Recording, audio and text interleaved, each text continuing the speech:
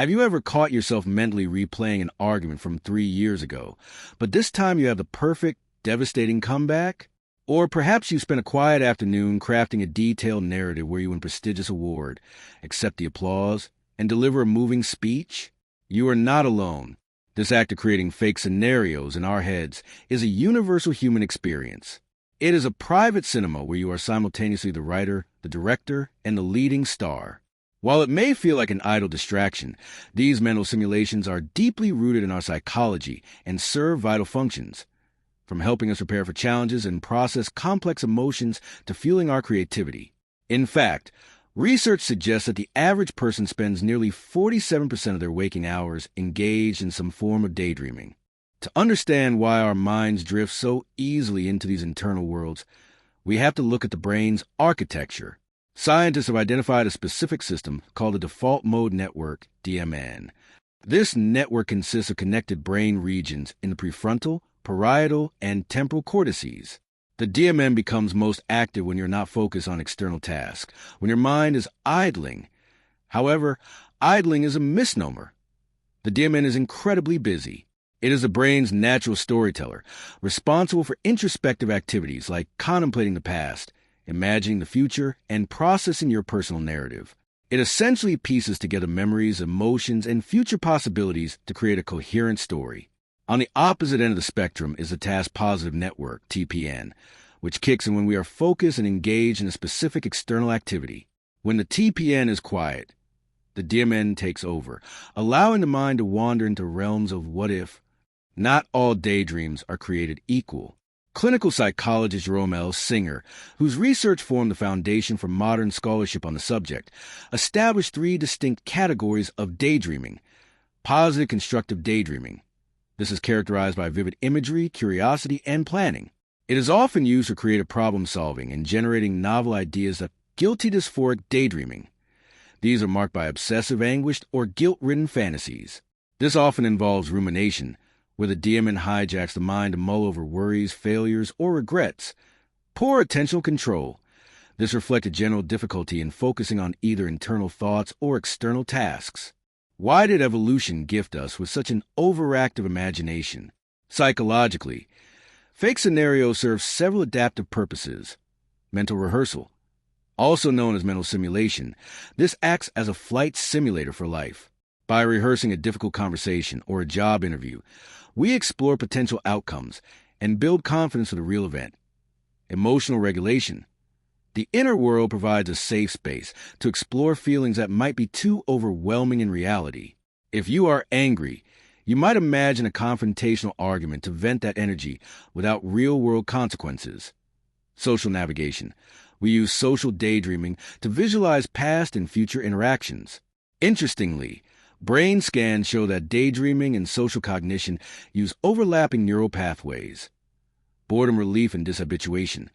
When tasks are mundane, daydreaming provides a break that can actually renew our attention for when we need to focus again. For some, the inner world is more vivid than for others. About 4% of the population has a fantasy-prone personality, FPP. These individuals spend up to half their waking hours fantasizing and may experience imagined sensations as if they were real. This trait often develops in childhood, sometimes encouraged by parents who treat dolls as living things or as a coping mechanism for loneliness or trauma. Then there's immersive daydreaming, ID. People with ID can create incredibly complex, narrative-driven fantasy worlds that are highly enjoyable. The crucial distinction for ID is that it does not negatively impact a person's life. They can enjoy a rich inner world without suffering real-world consequences. When the urge to daydream becomes an uncontrollable compulsion that interferes with daily life, it is known as maladaptive daydreaming, MD. MD typically involves elaborate internal worlds with recurring characters and long-running plots akin to a television show. Researchers have identified 3 core factors that define MD: yearning, an intense, sometimes uncontrollable urge to daydream because of the pleasure it provides; kinesthesia, the use of repetitive physical movements, such as pacing, rocking, or hand gestures, to deepen the immersion in the fantasy. This is often triggered or maintained by music. Impairment. The daydreaming causes significant emotional distress or interferes with work, relationships, and daily responsibilities. Network analysis shows that difficulty controlling the daydream is the most central symptom of MD. It is often used as an escape mechanism from stress, depression, or uncomfortable emotions. Because both involve a disconnection from reality, people often worry that maladaptive daydreaming might lead to schizophrenia. However, research has found no evidence for this link. There are three fundamental differences. Reality testing. Maladaptive daydreamers always know their fantasies are not real. Those with schizophrenia experience hallucinations and delusions as genuine parts of their sensory reality. Control. Daydreaming starts with a conscious choice, whereas schizophrenic hallucinations are sudden, intrusive, and entirely out of the patient's control. Experience. MD is typically an enjoyable escape. Schizophrenic symptoms are rarely described as enjoyable. They're often sudden, uncontrollable, and terrifying, more akin to a waking nightmare than a daydream. Sometimes our fake scenarios revolve entirely around a person, a phenomenon known as limerence. This is an altered mental state of profound infatuation. Limerents often indulge in limerent reverie, which is incessant daydreaming about their limerent object, although to get a hit of secondhand euphoria or for mood repair. While enjoyable at first, if the connection is thwarted, this can turn into painful rumination, where the person obsessively relives old experiences or rehearses future interactions. Many people use fake scenarios specifically to help them fall asleep. This works because it stops the frustration of trying to sleep and provides a combination of relaxation and distraction. This process involves several brain regions. The prefrontal cortex manages the cognitive flexibility needed to build a narrative. The hippocampus draws on memories to form the story's building blocks. The limbic system, including the amygdala, processes the emotional responses that make the scenario feel vivid and real. The reward system, nucleus accumbens, is activated when the scenarios are particularly pleasurable. If your fake scenarios have become unproductive or you feel trapped in a daydream, psychology offers several evidence-based strategies to ground yourself in reality. Mindfulness and grounding. Practice the 5-4-3-2-1 technique. Identify 5 things you can see, 4 you can touch, 3 you can hear, 2 you can smell, and 1 you can taste. Environmental modifications. If music is a trigger, try working in silence or using noise-canceling headphones. Position your desk to face a blank wall rather than a window to limit external distractions. Movement interruption. Since pacing often facilitates MD, try working in public spaces where self-movement might be socially inhibited. Structured scheduling.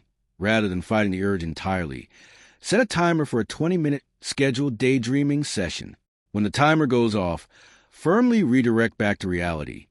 The Pomodoro technique. Work in 25-minute bursts of total focus followed by 5-minute breaks to maintain accountability. Cognitive reframing. Challenge the belief that you can only be happy in your fantasies. Remind yourself that the time spent in the dream world is preventing you from creating a satisfying real life. Our capacity for imagination is one of our greatest human strengths. It is the bedrock of creativity, innovation, and empathy. Creating fake scenarios is not a flaw in your hardware. It is a fundamental tool for navigating the world. The goal is not to stop dreaming, but to become the conscious director of your own mental movies. By understanding the psychological mechanics behind your inner cinema, you can learn to use your imagination as a tool for a more resilient, creative, and fulfilling life in the real world. Imagination should be a sanctuary you visit, not a place where you are lost. The ultimate measure of success is the presence of fulfilling, engaged life alongside a healthy relationship with your creative mind.